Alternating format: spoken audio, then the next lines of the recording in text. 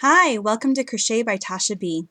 Today I'm going to discuss how do you hold your yarn and hook. When you're first learning crochet, this is one of the most awkward things you're going to encounter. You know, it's even more difficult than figuring out the stitches, is figuring out how to hold the yarn and the hook. Now, I've taught many students, and I'll show you the ways in which I show them on the very first session. I show them a number of ways. But I do encourage, there is a certain way that I encourage them to start off with, and then to adjust that as they're working over the weeks that we have our classes. The reason being that everyone's hands are different. Now, the way that works for me may not work for you. I'll show you the way that I do it and why I do it the way that I do. And you can start off with that and then adjust it based on how your fingers and hands work. Now, we hold the yarn in our non-dominant hand. So for right-handers, it's going to be the left hand. For left-handers, it's going to be your right hand. The job of the non-dominant hand is to hold the yarn and, more importantly, keep the tension of the yarn consistent. Now, what is tension? Tension is how tight or how loose your yarn is. How tight or how loose your yarn is flowing through your hand is going to determine the way that your stitches look. And if you can keep your tension consistent, then your stitches are going to be consistent. Alright, so I'm going to show you 4 different ways, starting off with the way in which I hold my yarn. What I do is I take the end that's going to the ball, so not this end that's cut off, but the one that's going to the ball, and I start by making a J in sign language. If you're familiar with that J, take the pinky and wrap it around. Okay? Then I bring the end here, the cut end, up through my middle finger and index finger. And I'm going to lay that across my index finger. I'll show you one more time. Around the pinky, and I tuck my index finger under so it's in between the index finger and the middle finger. And this works for me, and you'll see I can easily have that yarn flow through. You don't want to be holding your yarn really tight because you need to let the yarn flow through. If you're holding your yarn really tight in this non-dominant hand, you're going to end up with really tight stitches. Tight stitches is very common for beginners for a number of reasons. One of them being the way that you're holding the yarn. Okay? So the second way you can hold it is similar to the first, where you wrap it around your pinky, but if you need to have a little more tension, you're a little loosey-goosey, you can kind of weave it through all of your other fingers, leaving it coming over your index finger. Now, all these ways that I show you are going to have something in common. The end of the yarn is going to be draped over the index finger, and I'll show you why in a little bit, but that's going to give you a workspace for your hook. So this part is the same for all of them, but this part varies. All your other fingers are going to vary, and it's just going to depend on how the yarn is able to flow through your hand and what is most comfortable for you. Now, in the beginning, none of it's going to be comfortable. You're just going to have to choose one and work with it for a while and make some adjustments if you need to. But crochet for beginners, it's just an awkward feeling, and you're just going to have to deal with it for a little while until everything becomes familiar. Alright, so I was talking about this workspace by having your yarn over your index finger.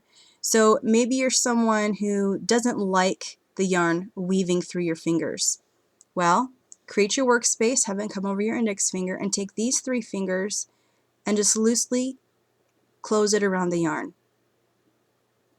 Now, you don't want to hold it too tight, not only because your fingers are going to get really tired by holding it tight in this position, you're going to get fatigued too quickly, but you want it slightly loose so the yarn can actually move. That's the whole point. The yarn moving through and moving consistently. Alright, so the final way I can show you is some people prefer maybe just wrapping it around their index finger a couple of times.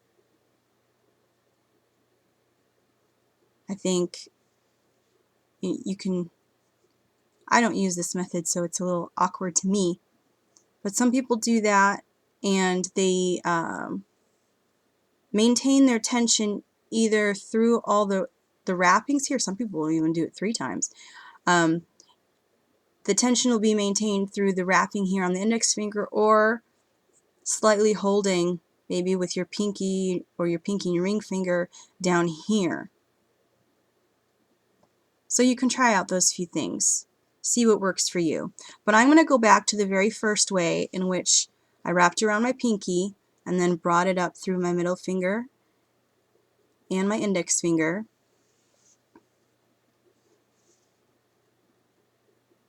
I have my students hold up the index finger.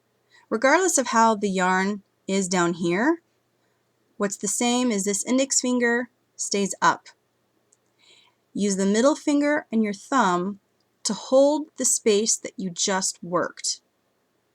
What that does is create this workspace right here. This is where our hook is going to be catching the yarn in what's called a yarn over. The yarn over that's a part of all of the stitches. Okay, so I'm going to go ahead and start with my slip knot. Slip knot and chain I'm going to do in a different video, so if you're unfamiliar with that, you can look for that video. But I'll just show you how I work here. Now I've brought the hook into the mix. There's 2 different ways to hold your hook. You can hold it the knife method, where your hand is on top of it. You can hold it in the pencil method, where your hand is coming underneath of it. And again, this is going to be a comfort thing.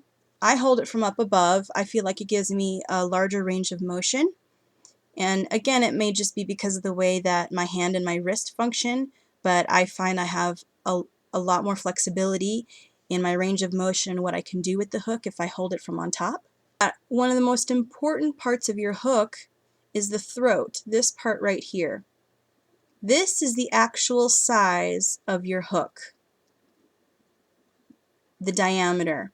And so every time we bring a loop onto our hook, a new loop, we want to bring it up to this throat area so that all the loops are the same size.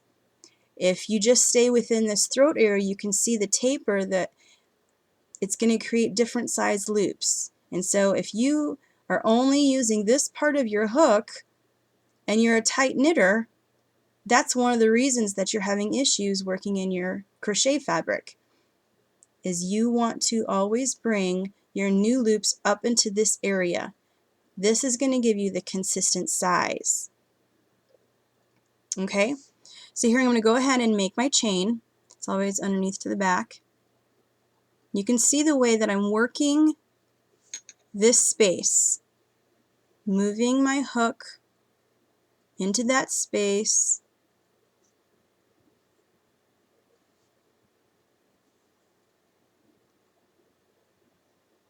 The other thing that my left hand is doing, my middle finger and my thumb is always moving up to the work I just did.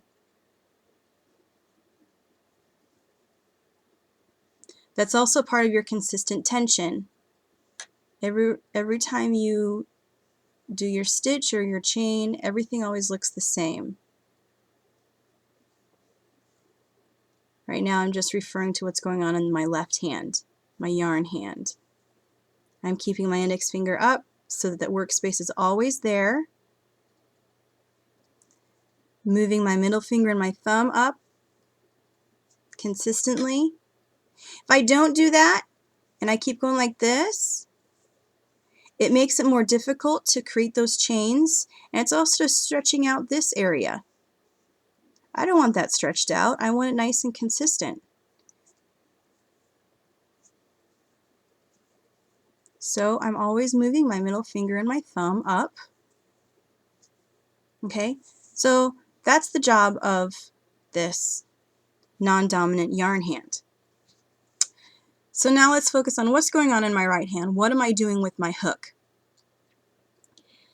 The flexibility I was talking about with the way that I choose to hold my hook is I'm always moving my hook. I'm rotating it so that the head is moved to wherever I need it to be, and I'm moving it back and forth a lot. You know, the hook, this is our main tool, so use it in a way that's actually doing the work for you. There's no need to be like doing all this crazy stuff and injuring yourself over time. Let the hook do the work. So as I'm making these chains, I'm bringing my hook through, getting up to the throat, rotating the head so it catches the yarn. I'm rotating it back underneath. Reason being, see that loop there? I move so the head nicely fits in there. Rotate it back.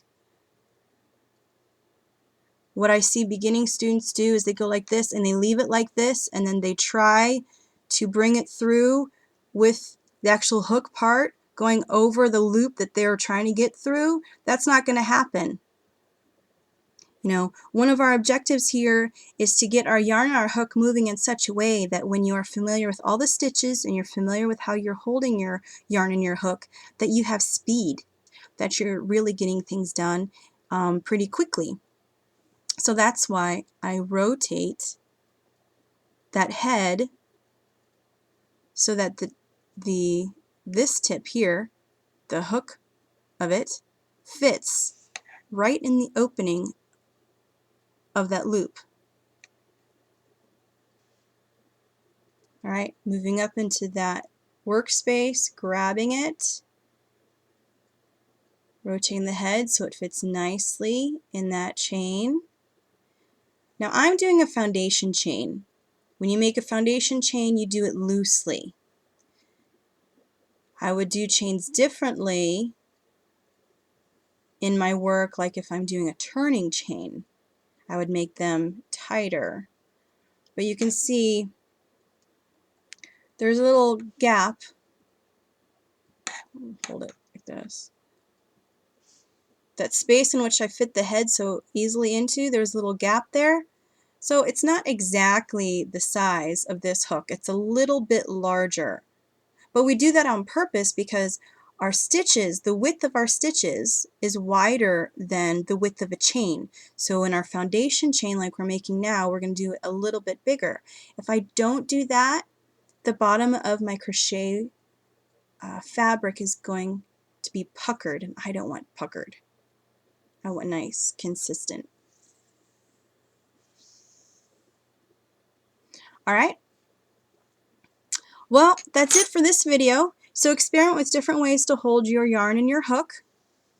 Watch other YouTube videos. There's lots and lots and lots of crochet videos on YouTube, and you'll see a whole variety of the way that people hold their yarn and their hook. So experiment with all those different ways and find the one that gives you the tension and gives you the hold that you need. Thank you for watching Crochet by Tasha B.